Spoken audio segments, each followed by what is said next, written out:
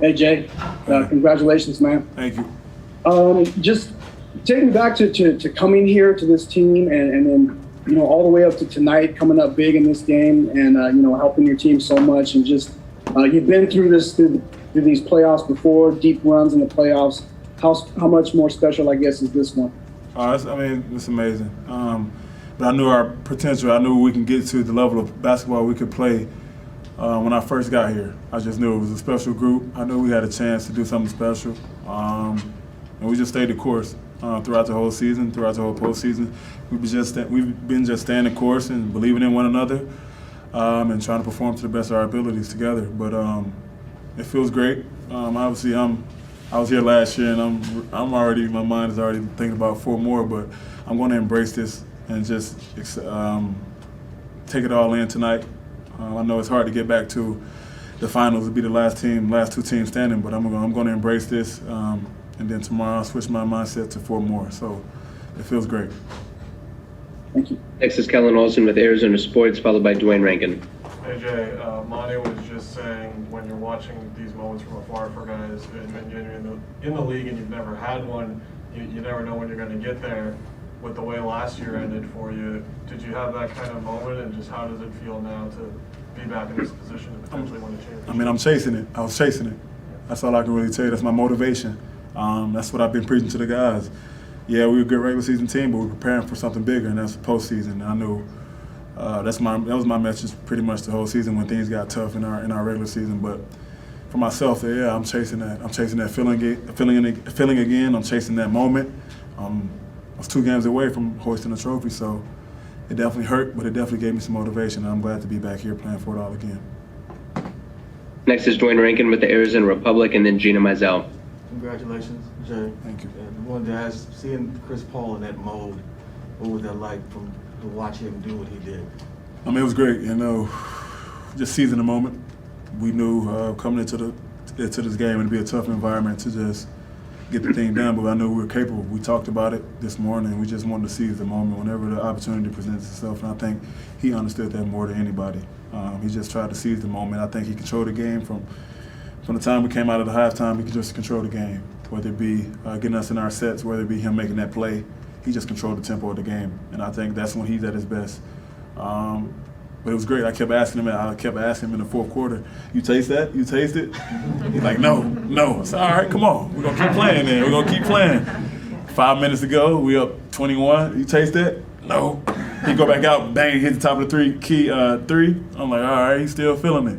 It took us to get subbed out of the game in the 4th quarter. He's like, I taste it now. I'm like, all right. But it's great to see him get over that hump in his career. 16 years, he's never been past this stage, so it's great to give him that opportunity to just play for it all, be the last team standing. It's great to be a part of it with him.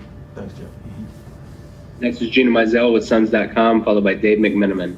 Jay, you mentioned that you felt something at the beginning of the year that this could be a special team. What was it about this group, or did something happen early in camp that made you think that, or just take you back to that moment? I knew it was going to take time, but I just knew, our younger guys were fearless.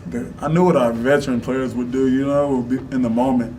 But I felt like my whole mindset when I first signed to this team, I was just like, now I got to be a leader and bring the young guys ahead of the game a little bit, bring them around, let them get used to some tough basketball, put them in situations, talk to them. I just felt like our young guys was fearless. They always watch film, they always work, and you can work from that. You can build from that as a team. As our young guys put in these tough situations, we allow ourselves with growth just by just learning and being able to just embrace anything that's getting thrown at you. Coach threw a lot of stuff at our young players, and they just embraced it early in the year. Guys in and out the lineups, we were just trying to figure it out. But I knew our younger players were just fearless, and I just felt like I knew what C, I knew what book, I know what DA, I know what I'm gonna do. I just want to know what the other guys would do, especially going to the postseason for the first time, pretty much half our roster. So once I sensed that the guys are gonna work and watch film every day and take their job serious, we're in a good situation, no matter what. Next is Dave McMenamin with ESPN, followed by Cameron Cox. How you doing? Good to see you. How have you sum up the gauntlet you guys went through? You take out the defending champs in the first round, the MVP in the second round, and then the Clippers, who have basically been the talk of the league the last 2 seasons since they put this team? I mean, we did it just one game at a time. I think one series at a time. It's tough, but we never looked ahead. We never looked back. We took a loss.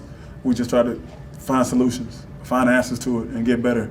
I think we never dwelled on a loss. We never dwelled on disappointment. We never got too happy with it, with achieving goals and stuff like that, winning ball games. But I feel like our level head and coach doing a good job of leading that charge, and just keeping us level and keeping us engaged, whether we win or lose, is great.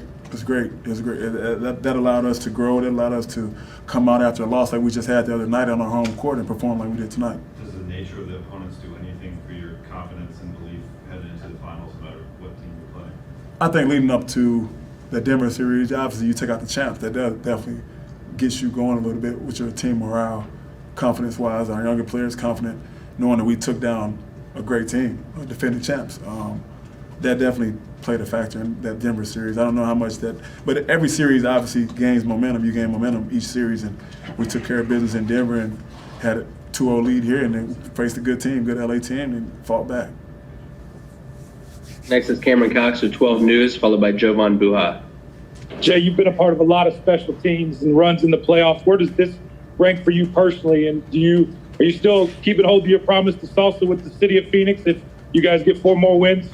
Yeah, this is up there with one of my best teams, that I've been a part of, especially in these moments. Obviously, I've won the conference game twice, last year and this year, but this is a great moment for me. It's a great moment for our team, organization, the city of Phoenix, just everything they've been through the past 10 years that we're not even making the playoffs, and we come and trying to do something special here. So it just feels great. It's great to be a part of it with my guys, with my teammates, my coaching staff, and the city, knowing the city is behind us. And yeah, I'm keeping my promise to the city. I got a salsa once we get this thing done. 4 more wins, I'm going to salsa. You better believe it.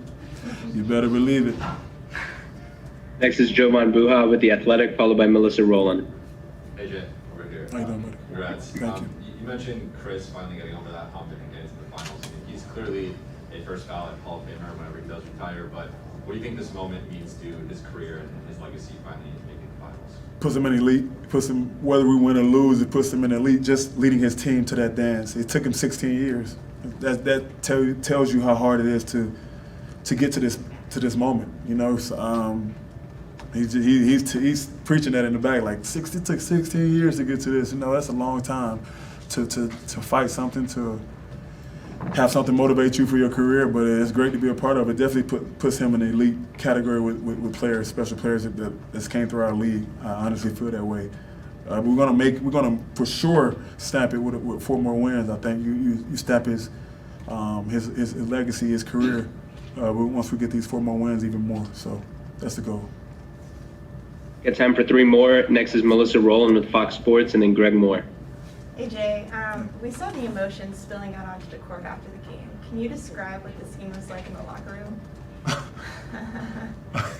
I mean, a lot of dancing. We got young players on this team, so we got some dancers. A lot of dancing, some music playing, some hugging, a couple tears from a couple guys from coaching staff. Just a lot of blood, sweat, and tears and sacrifice. This is a tough year. I'm not even gonna lie to you, it's a tough year for everybody. Guys getting yanked in and out of protocol.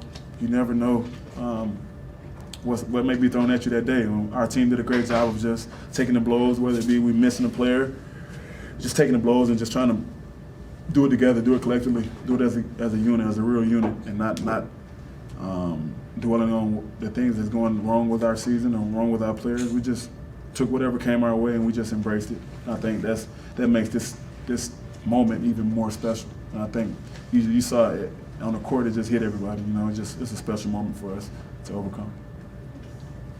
Final 2 questions are Greg Moore with the Arizona Republic and Mark Schwartz. Thank you. Jay, man, congratulations Thank you. on the win. Yeah, and what a great game, too. I mean, you found your shot in the first half. I would like to know what was going on when Beverly shoved Chris. Nobody seemed to react. It seemed like it was real calm, real collected, real poised. What was it like for you when Beverly shoved Chris? We knew they broke. We knew we broke them. I mean, there's no better sign of defeat than knowing that moment. That moment where it's like competition meets and You just can't do anything else to help your team overcome that situation. He just broke. And that's what we was trying to reach. We was trying to reach that point without even trash talking, but that's basketball, trash talking. But we just wanted to reach a level of togetherness and competitiveness to overcome whatever comes with this game. We knew it was going to be a tough one. So once we knew we got the game won, we knew at some point they would break.